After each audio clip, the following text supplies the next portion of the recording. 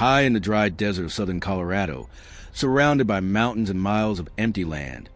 It's a prison so secure that many people believe escape is not just impossible, but unthinkable. It's a place where some of the most dangerous criminals on Earth disappear into concrete boxes for decades.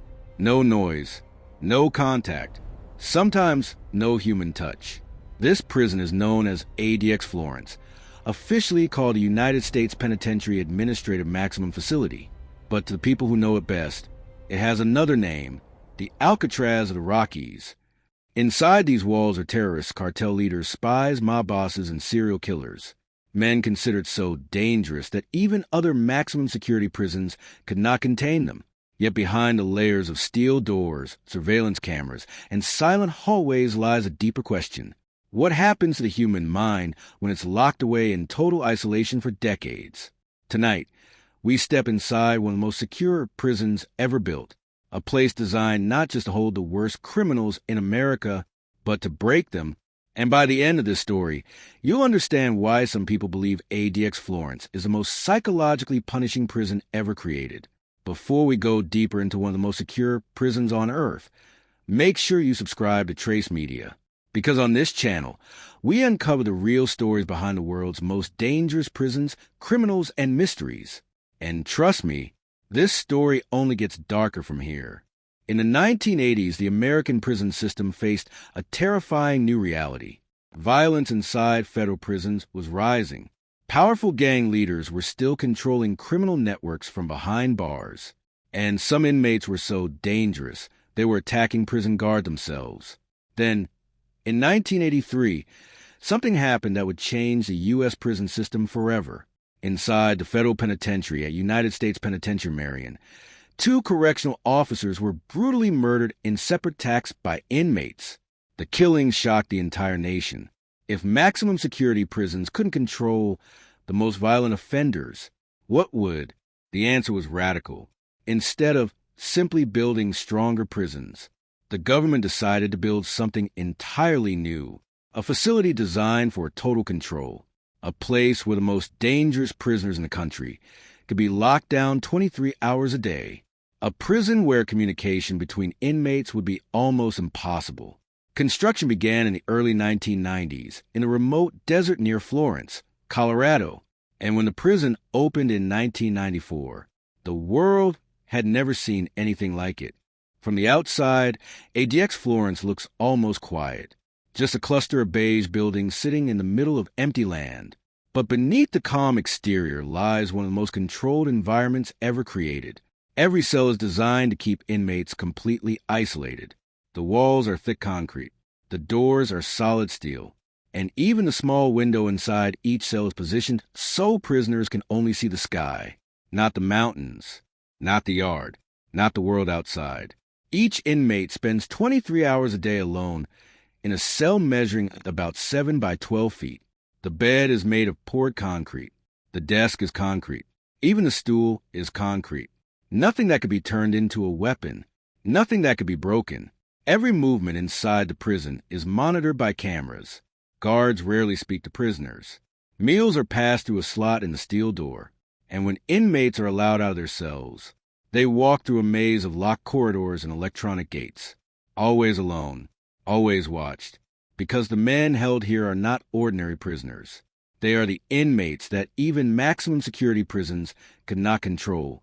Inside ADX Florence are some of the most infamous criminals in modern history. Terrorists, spies, cartel bosses, and mass killers. One of the most well-known prisoners ever sent here was Ted Kaczynski, the man responsible for a nationwide bombing campaign that lasted nearly 2 decades.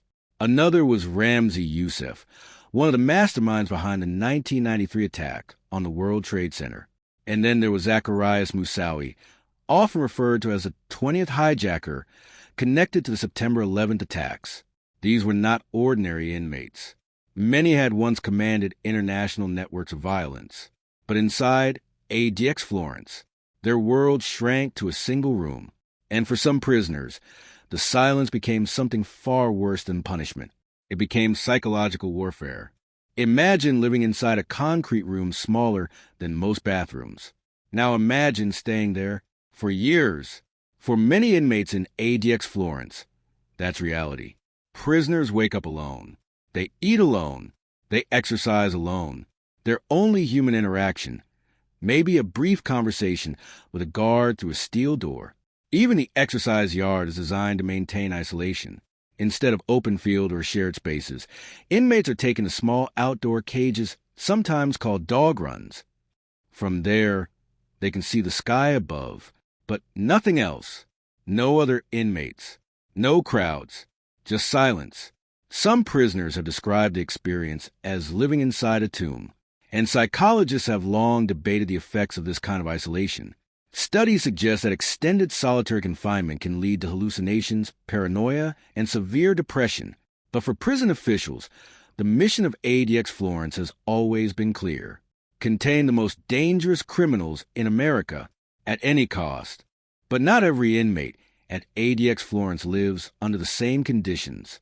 The prison operates under a strict system of control levels. New prisoners typically start in the most restrictive units. Here, contact with other humans is almost non-existent, but over time, some inmates can slowly earn small privileges. Maybe a television, maybe a few extra minutes outside their cell, maybe participation in a control group program. But progress is slow, very slow. In some cases, it can take years just to move to the next level. And one mistake, one act of violence, can send an inmate right back to the beginning. This system is designed with one goal: to maintain order inside one of the most dangerous prisons on earth. Since its opening in 1994, something remarkable has remained true. No inmate has ever successfully escaped from ADX Florence. And that's not by accident. The facility is surrounded by layers of razor wire, motion sensors, armed patrols, and surveillance systems. Even the architecture of the prison itself is designed to prevent escape attempts. Every door requires multiple security checks. Every hallway is monitored.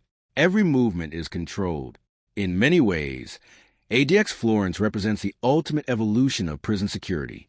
But critics argue that security came with a heavy cost, because while the prison may hold the most dangerous criminals, some believe it also holds something else: a silent psychological experiment.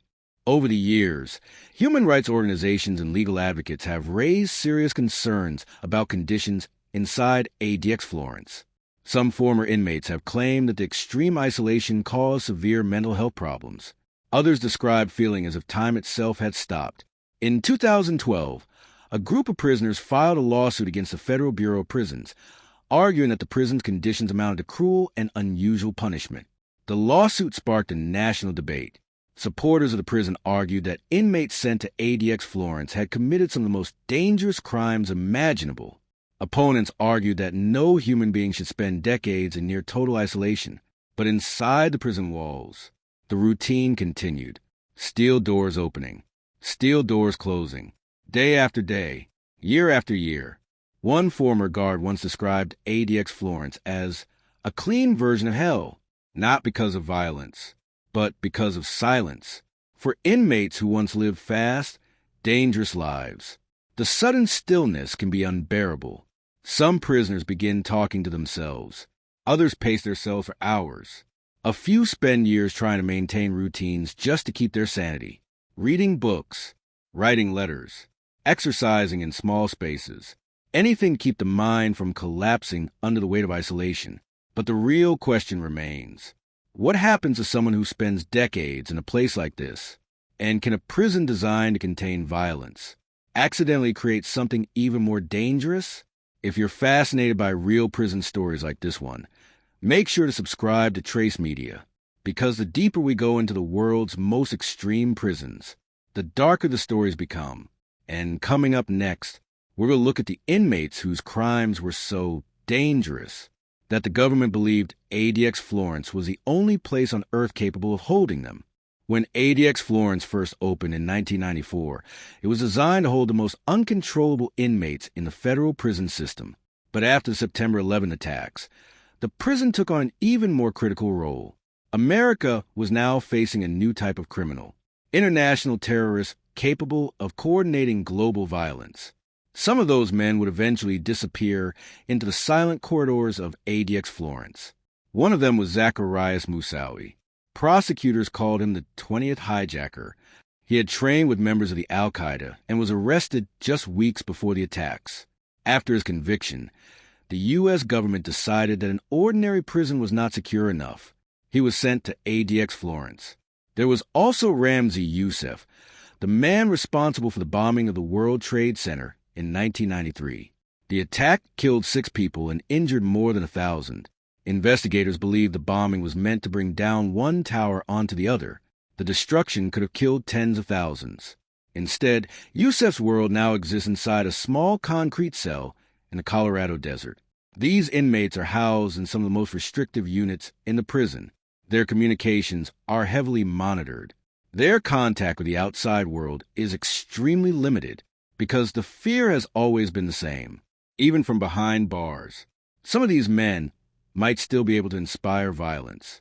Not every inmate at ADX Florence is a terrorist or a mass killer. Some are something else entirely. Spies. One of the most famous was Robert Hansen. For more than 2 decades, Hansen secretly passed highly classified American intelligence to the Soviet Union and later Russia. The damage was catastrophic. His betrayal exposed U.S. surveillance operations, compromised agents overseas, and helped foreign intelligence agencies understand how American counterintelligence worked. When he was finally arrested in 2001, investigators called it one of the worst intelligence breaches in American history. After pleading guilty, Hansen was sentenced to life in prison without parole, and the government made a decision. He would spend the rest of his life in near total isolation at ADX Florence. Inside his cell, the man who once held some of the most sensitive secrets in the world now lived in silence. A spy who had once manipulated global intelligence networks, reduced to a single concrete room. Long before terrorists dominated headlines, organized crime controlled entire cities. And some of the most powerful mob leaders eventually found themselves sent to ADX Florence. One of the most infamous was Vincent Basciano, known as Vinnie Gorgeous. Basciano was the boss of Bonanno crime family, one of the legendary 5 families of New York. Even while in prison awaiting trial, prosecutors said he attempted to order the murder of a federal prosecutor. That decision sealed his fate. Authorities determined that ordinary prisons were no longer secure enough. He was transferred to ADX Florence. For men like Basciano, prison meant something entirely different now. No mob associates, no influence, no power, just silence, in a place where even the most feared gang leaders eventually realize their empires are gone. But the real story of ADX Florence is not just about who lives there. It's about what happens to the human mind when isolation becomes a permanent condition. Psychologists have studied the effects of solitary confinement for decades, and the results are unsettling. Extended isolation can lead to anxiety, paranoia, hallucinations, and severe depression. Some inmates begin hearing voices. Others develop obsessive behaviors just to maintain a sense of control. Former prisoners have described pacing their cells for hours, counting steps, talking to themselves, or staring at the wall just to make time pass. For some inmates, the mental pressure becomes overwhelming, but for others, the silence becomes something strange, a place to reflect, to think, to regret, or sometimes to plan. In 2012, a group of inmates challenged the conditions at ADX Florence in federal court. Their lawsuit argued that the extreme isolation caused severe psychological harm. The case targeted the Federal Bureau of Prisons, accusing the agency of placing mentally ill prisoners into conditions that made their illnesses worse. The lawsuit attracted national attention. Human rights groups began asking serious questions. Was ADX Florence a necessary security measure? Or had the United States created a prison that crossed a moral line? Prison officials defended the facility. They argued that inmates sent to ADX Florence had histories of extreme violence. Many had attacked other prisoners. Some had even murdered correctional officers. The prison, they said, existed for one reason: to protect lives. Eventually, the lawsuit was settled. Some reforms were introduced. Mentally ill inmates could now be transferred to specialized treatment units.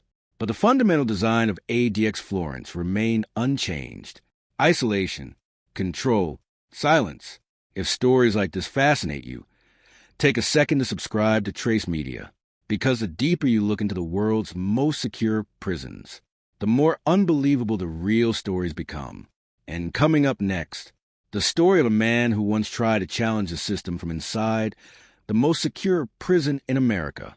In a prison like ADX Florence, escape is almost impossible. But some inmates have still tried to fight the system in other ways. Through legal challenges, through protests, through writing. One inmate who gained attention for this was Theodore Kaczynski. Kaczynski had carried out a nationwide bombing campaign between 1978 and 1995, targeting universities, airlines, and scientists. His attacks killed 3 people and injured dozens. After a massive investigation, he was arrested and eventually sentenced to life in prison. At ADX Florence, Kaczynski spent years writing letters and essays. He remained intellectually active, even behind concrete walls. For him, prison became another battlefield, not with violence, but with ideas.